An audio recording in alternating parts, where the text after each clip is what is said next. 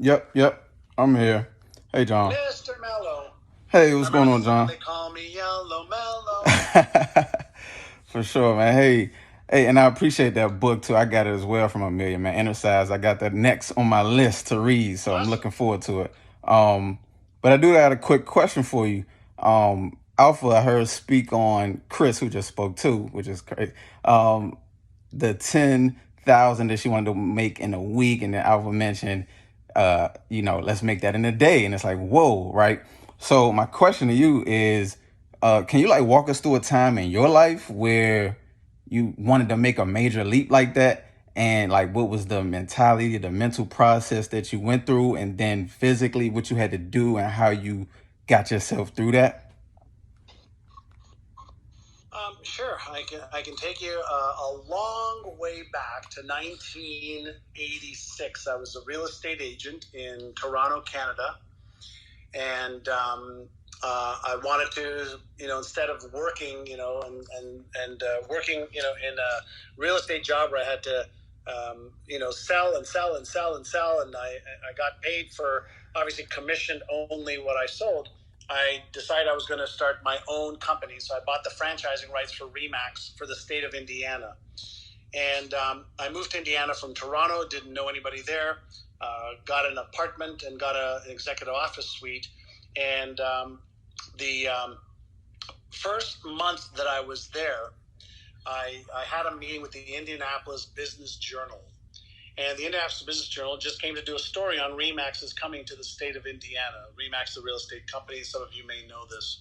And so in the meeting, the reporter asked me, so what are your goals for Remax in the state of Indiana? And I don't know where this came from, Mello, but out of my cocky young ass brain and mouth came, well, we're going to do $1 billion in sales. And I'm going, as I heard the words come out of my mouth, my brain was going, what did you just say? And the guy says to me, so $1 billion, there isn't anybody in the state of Indiana. There's a company called Tucker. They've been here for 100 years. A company called Graves have been here for 85 years. There's nobody that's done $1 billion in sales. And I said, well, I'm going to be the first. And he goes, and when are you going to do that by? And I said, well, I'm going to do it within 5 years. So here I was, a cocky young real estate agent. I was 26 at the time. I set out this goal, and then I had this monstrous fear that I had just outsmarted myself and outperformed, in that meeting. 2 weeks later, an article in the Indianapolis Business Goal had a picture. Business Journal had a picture of me with the caption says sets $1 billion goal, and then the interview underneath that.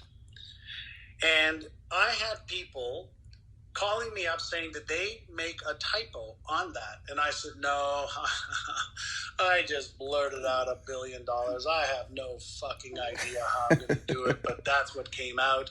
And, well, that's what happens when you're young and cocky and ignorant. And long story short, I called Walter Schneider, who is one of my very dear friends and my mentor back then, and actually ended up being my business partner, who actually on Friday of last week just sold one of his holdings for $235 million. I called him up, and this is a true story. Last week, he just sent me the article. I called him. I said, Walter, you're not going to believe this. Out of my mouth came $1 billion that we're going to do in sales in Indiana. We don't even have an agent. I just moved here. He says, I don't know how to get $1 billion in sales. He goes, well, let's reverse engineer it. I go, what do you mean?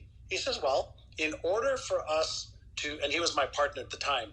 I'd become partners with him in Remax of Indiana. He was the founder of Remax, Ontario, Atlantic Canada, Indiana, Wisconsin, Minnesota, New England, and all of Europe, which he still owns now.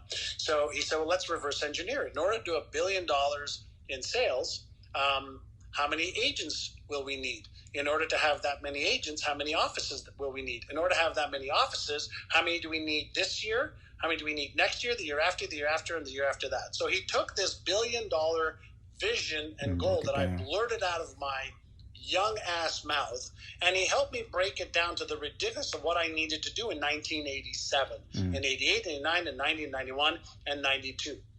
And in 1992, my company did $1.2 billion in sales. And then I went on to do $4.5 billion a year in sales. So that's amazing. That's how you do it.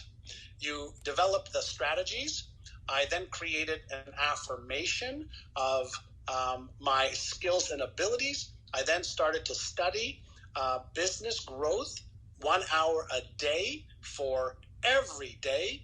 And I started to upgrade my knowledge and my skills as a CEO. I started to upgrade my beliefs. I started to visualize. I started to emotionalize these goals. I started to ask for help. I got into mastermind groups. I hired coaches, consultants. I read books, a book or two a week.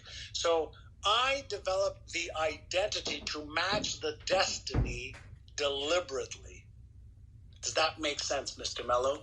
And I've done that with tens of thousands of students. I've done that with bamboo.com that we took public. We raised $28 million, took it public on NASDAQ in 1997.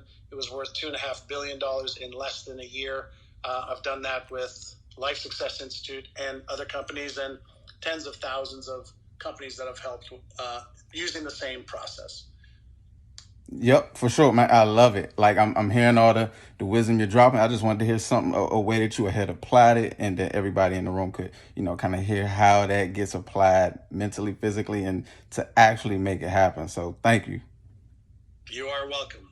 So again, here's the thing that I like to just have everybody just consider for just a moment, right?